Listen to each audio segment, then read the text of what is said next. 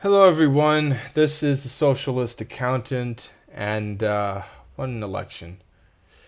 You see, I am in Florida, and there are a lot of Democrats and Republicans who are not even democratic socialists, let alone socialists, as in, hey, let's let people just live their lives in peace. These are people who disrespect the First Amendment and the Fourth Amendment and probably aren't too fond of the judicial amendments either. They don't really respect those either for foreign peoples, as I shall demonstrate. So, first off, we have Senator Bill Nelson against Rick Scott, Governor Rick Scott. Both of them are running now for Senate here in Florida. Now, you look at Nelson's contributors, I guess, if you're gonna go with this, like over time, chronologically. Let's see. We got Harris Corp. Let's look at what Harris Corp is. I closed the thing here. All right, let's just Google it. Harris Corporation. What is Harris Corporation? Mr. Nelson's top contributor. It is an American technology company, a defense contractor, and an information technology services provider. That last one you can see a lot. We got Alphabet, that's Google's parent corporation. We got Comcast. We got, communications. We got some universities, however. And then we have Boeing. Oh boy, Boeing. Yeah, defense contractors. So let's look at that defense contracting, shall we? Let's look. A proposed resolution relating to the disapproval of the proposed export of weapons to Saudi Arabia. Now, this should be a no-brainer. You look at what they do with it. They're destroying the country of Yemen. Senator Rand Paul even introduced this. He's like there are two things he doesn't like: complicated bills and bills for spending. And even here, he's like, hey, we're selling something, we're getting money back, but this, we can't have this. It's just prohibiting the issuance of a letter of offer. We're not going to sell it. But guess what happens? It's almost going to be presented. They're going to vote on presenting it, I guess, or discharging it, bringing to the floor. And guess what happens? Mr. Nelson over here happened to vote against it. We have event against bringing it to the floor, bringing it to a vote, I guess, or something like that.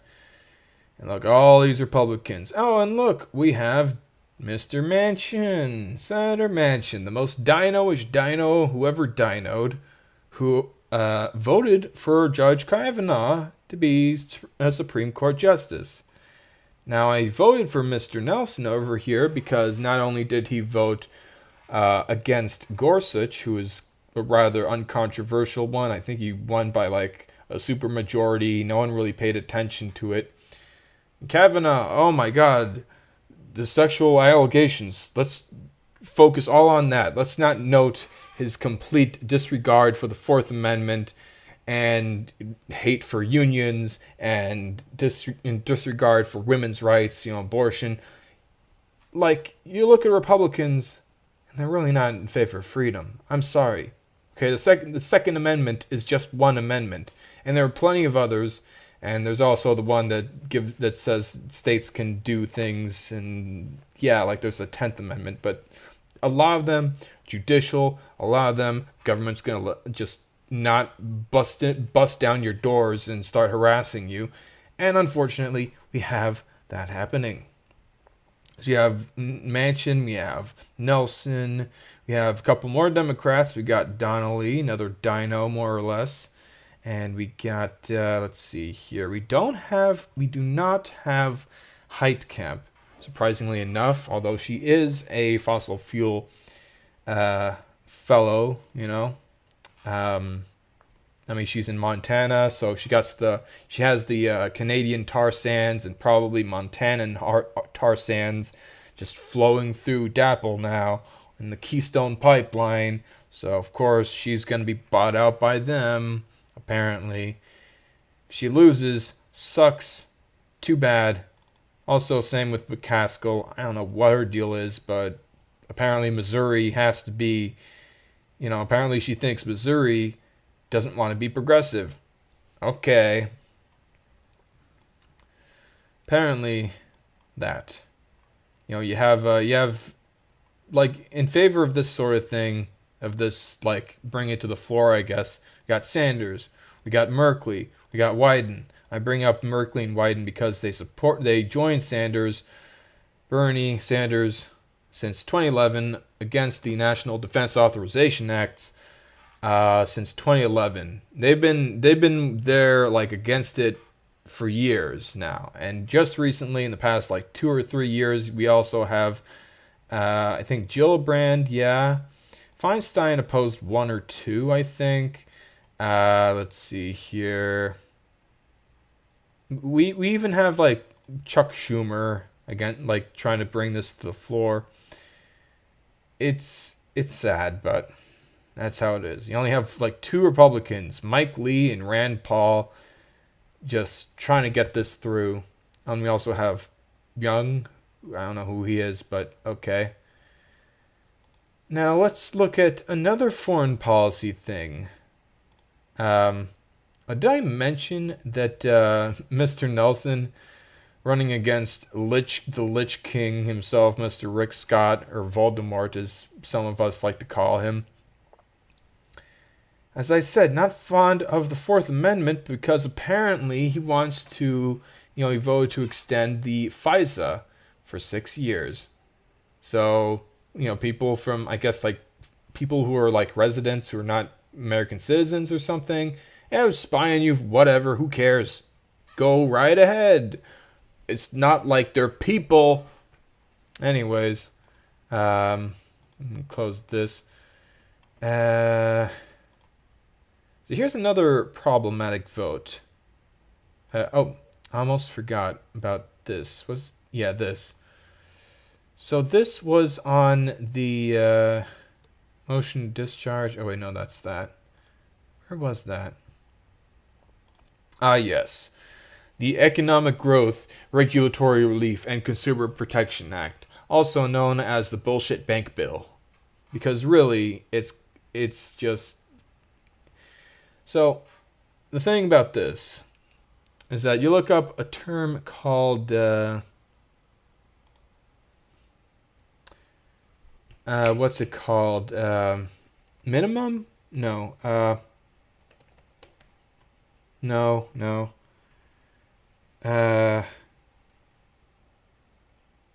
Well, 25 million. Where the hell is that? Okay, you know what? Let's just go back. Go to summary. 25. Okay, yeah. Asset threshold. That's it. So increased asset threshold. A lot of these thresholds are like, hey, big banks, you can be big, and we're not going to look into you. We're not going to have the Consumer Financial Protection Bureau looking in your stuff because that's, you're not that big. You're not huge. So, just raising these things. This is like a huge problem with this bill. And you look at who voted in favor of it, actions, and then this is actually one of those things where you got a supermajority. And guess who's in that supermajority? It's Mr. Nelson. Mr. Nelson doesn't care about your, you wanting to be free from bankers just betting it all on one thing, putting their eggs in one basket, or doing whatever shady stuff. He's not with Merkley and Wyden and Sanders and Gillibrand and even Harris and let's see, even Klobuchar. Apparently she's really popular in her state, I heard.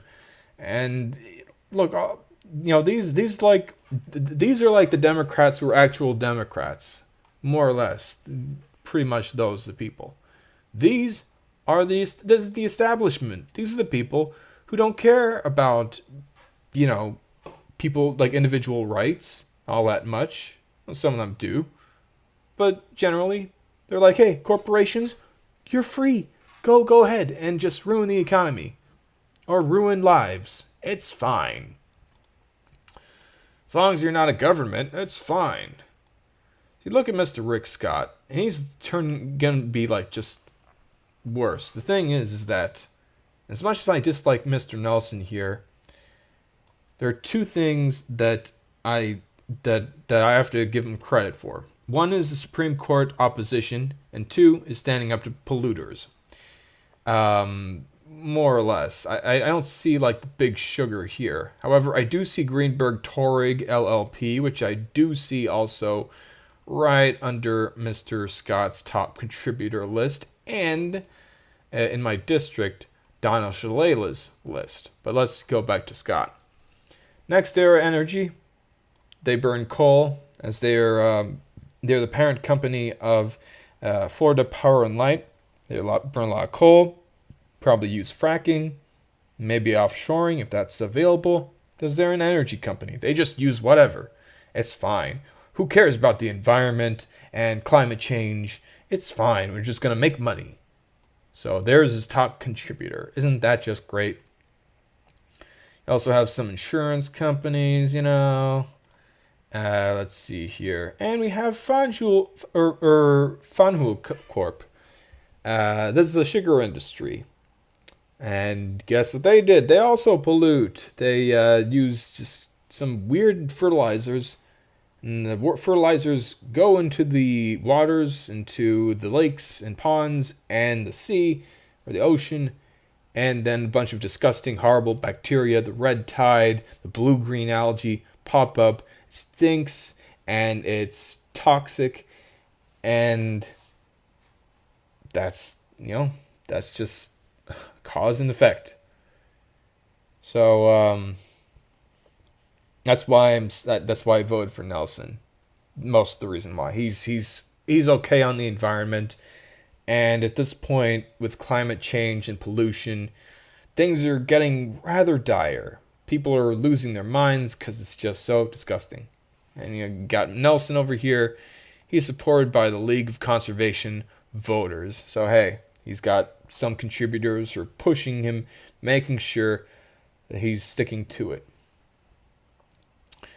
Now, I guess I wish the same could be said about Chalala over here. Now, there's a whole thing about the Pine Rocklands. Apparently, she she was the custodian of them, and then she sold them to some company, and they just rolled over that endangered species area. The thing is, the difference between Shalala and Salazar is that one is on the side of big banks like Discover, and is with and also Renaissance Technologies, just a big investment company. Let's see, Technologies, that's probably like a defense contractor or something. Emily's List is big with Hillary Clinton, so, well,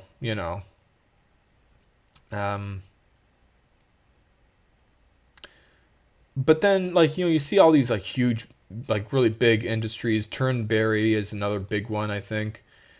But then you look down here. Now, this is the only Republican I voted for. Note. I voted Democrat besides that. But you look here and you see local businesses. Estrella, there's a car insurance. This is a hospital. This is a car dealership. This is telecommunications, like a TV program. And then you look down, I think this is Terra Group. Hang on, that sounds familiar. Terra Group. Maybe it's, so it's one of these private equity corporations or companies, private equity companies. So they buy out stores and then they sell, they just liquidate everything. Kind of an issue. Unfortunate. Not the end of the world, however, unlike a big bank that just gets away with stuff. Maybe Salazar would be against that, but one thing she seems to be in favor of, which I would bet that she is in favor of, is deregulating for small businesses like her many contributors. You see like smaller contributions, like like a couple of store owners who have some cash saved up. They like her, and there's that. You look here, you see like tens of thousands. Down here, 5,000s. And I don't see a lot of like. I mean, I guess there's a bankers association, but maybe that's tellers. You have a lot of PACs. Maybe she'll just flip for whatever Republicans are doing. Maybe she's the follower. It's tough to tell. But the thing is that she did say that she would retain protections for people with pre-existing conditions, and I think she said that she was against cutting Medicaid and Medicare, but maybe she flipped on that perhaps. But again, it's big business versus small business. If I gotta choose one, I'm choosing the small business, the local stuff. Now we turn to Andrew Gillum. Now here I'm not going to look into the financing. It's been taking a long time. So Mr. Gillum has a platform plank called Israel. Now, you know who also tends to have that? Republicans. And guess what they say? For the security of Israel as our own nation, I applaud, as well as our own nation, applaud the unprecedented levels of military cooperation between our countries during the 38 billion military aid package. He's applauding this. And let's kind of look into what kind of damage these military aid packages do. In a year, almost 400 homes destroyed. In the year, basically 4,000 people attacked, injured.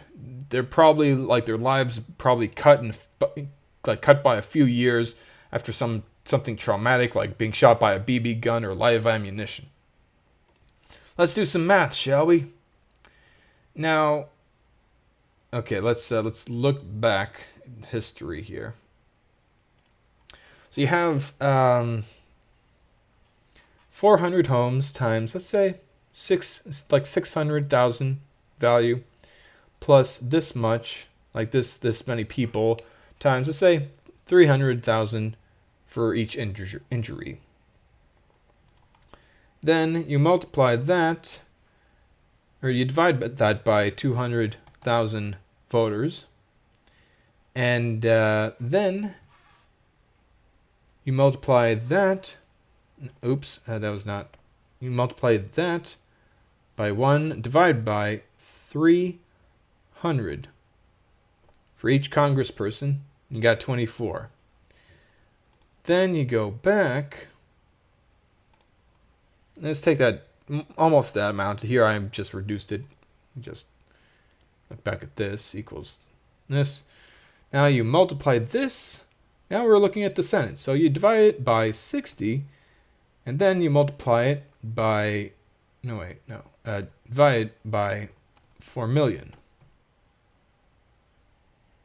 Okay. Well, that was not, okay. So let's say, for sake of argument, that it's just that the voter base is just 200,000. Again, even though I was looking at Florida, but hey, let's say you're in a small state. Minimum, that's what happens. That this amount is the amount that is joining you, this number of people joining you in voting for someone who wins a seat in Congress and then votes for these kinds of bills. So it adds up to this amount, which I rounded up to 150, as Mr. Gillum is someone I also voted for, and he is going to boycott the BDS movement. As you see here, I contributed way down. There's probably another sort of thing like this, but let's see here. Here we go. Anonymously. But yeah, 150. Sorry I voted for Zionists. Let me think. Oh yeah, I don't think I showed it yet. Where is it? Is it disapproval? Oh yeah. The Israel.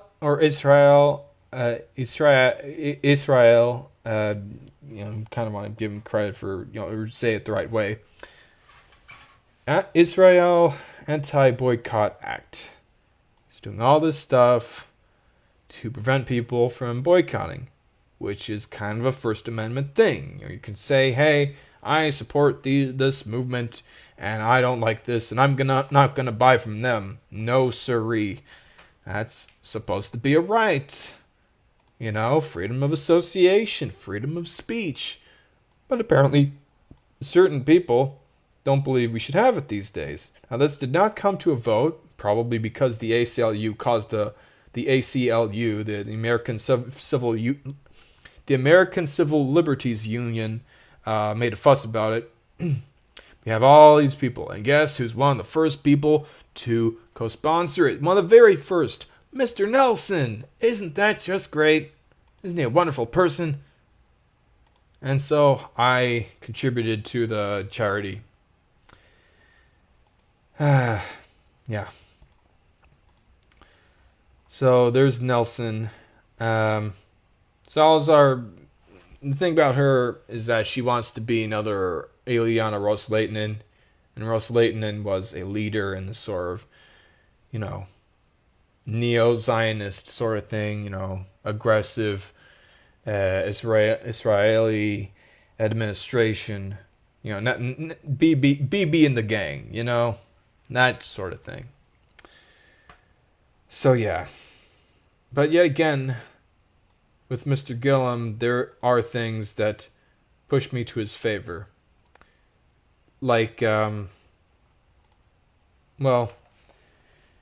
funny thing is that people point out, like, oh, hey, there's this billionaire called Tom Steyer, and he just pumped a bunch of money into him. Yeah, but guess what? I'm okay with that. He'll get a contract, but guess what the contract's for? It's for protecting our state from sea level rise and building some trains and other things. Bringing up our infrastructure, basically. We're gonna have let's see here, tech hire, fair share. I could have sworn that there was transportation around here somewhere. Environment, perhaps. Surprised this isn't higher up there, but yeah, we got to transition to clean energy, and there's also some stuff about trains, I'm sure. But anyways, that sort of thing. This is why I voted for Gillum. And also, he supports small businesses. Like he said, he'd put up some kind of program to help startups, which is very nice. So that's going to be it for this video. This is going to be probably like the last time I vote for Democrats and Republicans. Like this, like they're this bad on issues with foreign policy in general. There are two things. Like this time. Oh, by the way, Salazar does recognize that we need protections against climate change. She doesn't say that we should prevent it, but we should kind of mitigate damage. I'd say that's good enough, and it's pretty much what Shalala is about. She's very much a centrist Democrat. Anyways, the Democratic and Republican parties, well, fairly often they are, Democrats and a few Republicans care enough about the environment. They do not care about foreign people. And they are people.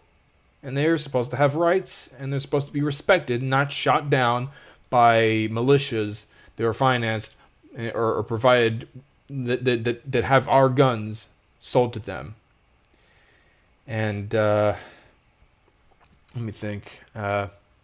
So next election, I'm probably going to be, like, for president, probably going to be just Bernie or bust. I guess I might vote for Gillibrand, maybe Harris. But probably not Harris, actually. I would vote for the Oregon senators, but they're not going to run. I would vote for Tulsi Gabbard, and beyond that, probably just going to vote Libertarian, get them to minor party status, and point out that, hey, sometimes the government should step in and protect us from catastrophe like sea level rise and mass extinction and all that. But beyond that, it should just kind of back off the war stuff. So this is the time I'm okay with this. But next election, no war, no warmongers. P.S. I might actually vote for a Democrat for House next term, also in 2020. Might, as long as they're not Shalala or someone else who is just a sellout, So yeah.